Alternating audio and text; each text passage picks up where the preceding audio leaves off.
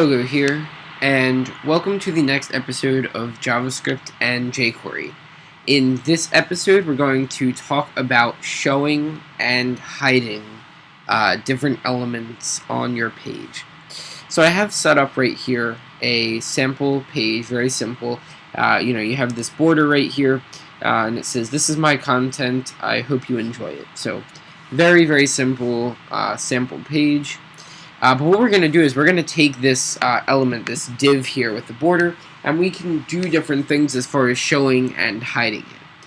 This is useful if you have elements that you don't want to be initially visible. For example, if you have a form and you're doing form validation, and let's say that the user types in a password that's too short, you could have an alert. Instead of doing a pop-up with the JavaScript alert, which is a little bit intrusive and doesn't look very nice, you could have an alert, something like this in a red box that says, "Please enter a better password." Or if you're using Bootstrap, there's a whole alert class that you can use, and then you could, initially hide it. But if it needs to be shown, then you could show it later. And that's, kind of the idea of why you would want to use this. So we're going to look at various ways to show and hide this little div box right here. Now, everything that we look at is going to be a function, and we're going to create a different button for each thing that we do so that we can experiment. So, of course, I'm inside of my document.ready, and the first thing we're going to do is just very simple showing and hiding. So I'm going to go ahead and define two buttons. So input type equals button. So we'll make one that says show, and then we'll give it an ID of show. And then I'm going to do the same thing, but I'm going to do a button called hide, and I'm going to give it an ID of hide. Okay, so now that should give me two buttons, a show button and a hide button. And then up here, or down here in the document.ready, we're going to say that when the element of ID show dot click, make sure you watch my video on events so that you understand this. And then we're going to put a function in there. So we're going to say when the ID of show, when this show button is clicked, then we want to access, here we have this div ID equals content. That's what we're changing. So we're going to get reference to it, content, and then we're going to simply say show. It's simple enough. And then with this, we're going to use the hide button. Oops. So we're going to say when hide is done and the hide function. So let's go ahead and reload this. And if I click hide, it vanishes. When I click show, it comes back. And you'll see it does do a great job of vanishing. You'll see I have my my text cursor. Instead of being the pointer, it's the eye for the cursor. And when I hide it, it's not there. So it clearly just hides it. I can't select it or anything at all. But then as soon as I hit show, it just immediately shows up. And one other thing is that you can toggle it. There's an easy way to toggle it. So we'll call this toggle, and we'll give it an ID of toggle. And we'll say that when the button toggle is clicked, you use the toggle function. So now if I click toggle, you'll see that every time I click it, it will hide it if it's visible, and it'll show it if it's not visible. So that's a very simple way to do this if you want to show or hide particular things. And this is especially useful if you want something to be hidden at the very beginning. You just call hide initially, and then the user won't even see it. But if you want to show this to a person, it might not look great to just, have it appear like that. I mean, maybe that's what you're going for, but in most cases, you don't want things to just randomly appear. So let's look at some nicer ways to make this appear. The first way, the first thing that probably pops into your head would be fading. And it is incredibly easy to fade by using jQuery. So we'll go ahead and make a button called fade in with an ID of fade in, and then we'll make one called fade out with an ID of fade out. Okay, so then we'll just go ahead and say so when fade in is clicked, then we'll do fade in.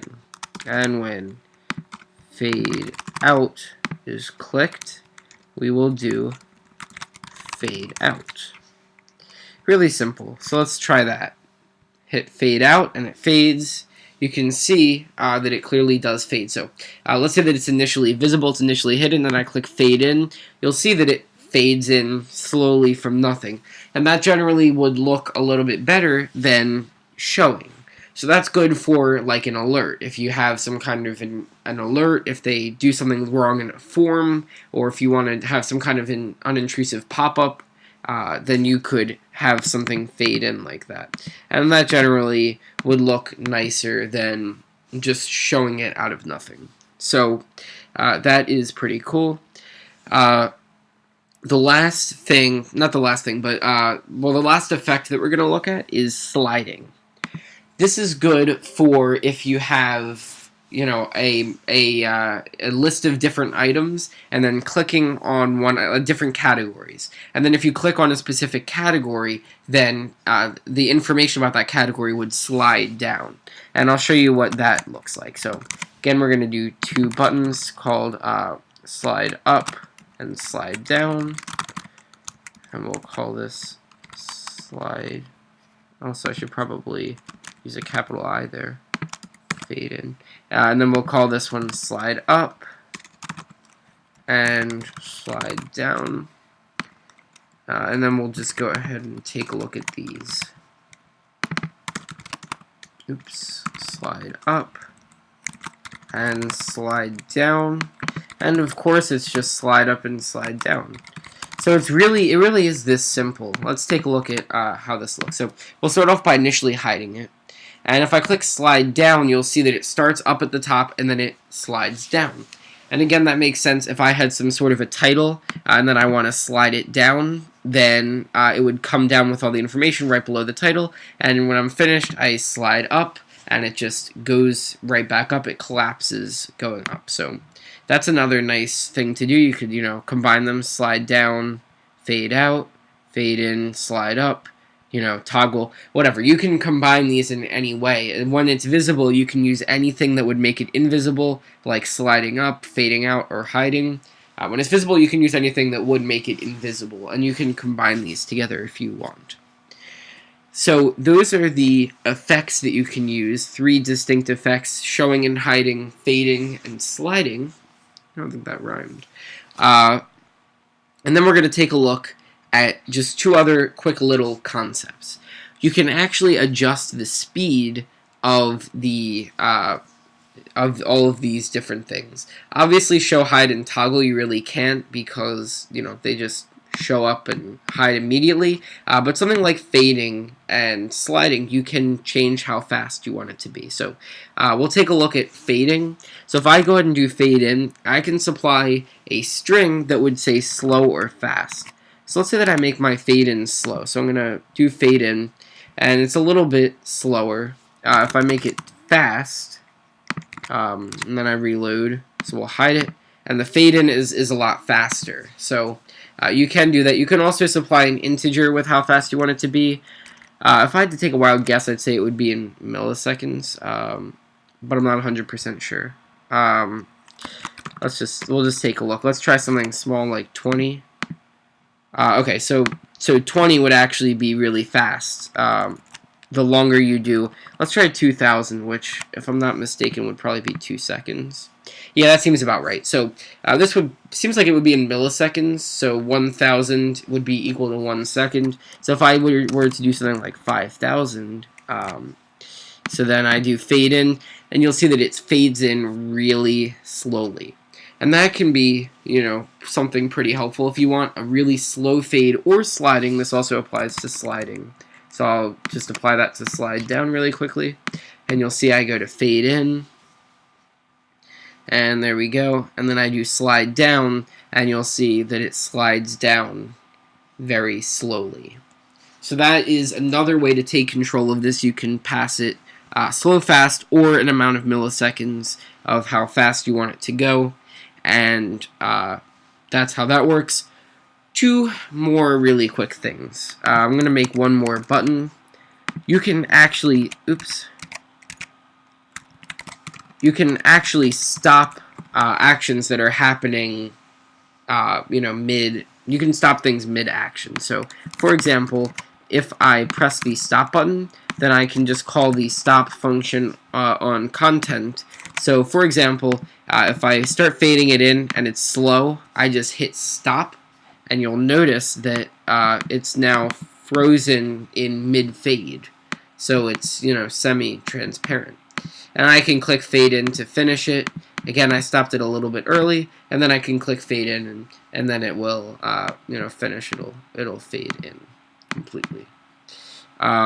But you can stop things mid-action, so I could use slide down, and I could hit stop, and you'll see that actually does end up displaying all of the text without moving the border all the way down, but you can stop actions, you can stop effects mid-action. One last really quick thing is that all of these functions, in addition to being able to take the amount of time that you want it to take, they can also have a callback, and that would just be an empty function like this, and this will be called when it's finished. So you could say finished fading in. So we'll go ahead and do this, and I'm going to do fade in, and you'll see it's a little bit slow, but then when it finishes fading in, you'll see I get this pop-up that says finished fading in. So you can use that to wait until an animation finishes before you make something happen. And then we'll just do slide up. We'll give slide up a function, and then we'll say finished sliding up. So I'll reload, and then if I do slide up, you'll see it'll go up, and then it'll just say finished sliding up. So that's pretty much everything that you need to know about showing and hiding. Show, hide, toggle, fade in, fade out. There is also fade toggle, slide up, slide down, slide toggle, stop. All of these can have the amount of milliseconds that you want them to go for. So 1,000 is equal to 1 second. 5,000 would be 5 seconds. They can all also take in a function with no parameters that will be called when the animation finishes. So if you want to wait until something is fully faded in before you do something else, then you could use an anonymous function just like that. There really isn't anything more to showing and hiding. You can do custom animations, but that's really something separate from this. This is just, for showing and hiding different elements in various ways, and that's very useful for forms or alerts. So, as always, subscribe if you want to see more. Comment with what you want to learn. If you like this video, click the like button, and I'll see you guys soon with some more coding. Bye for now.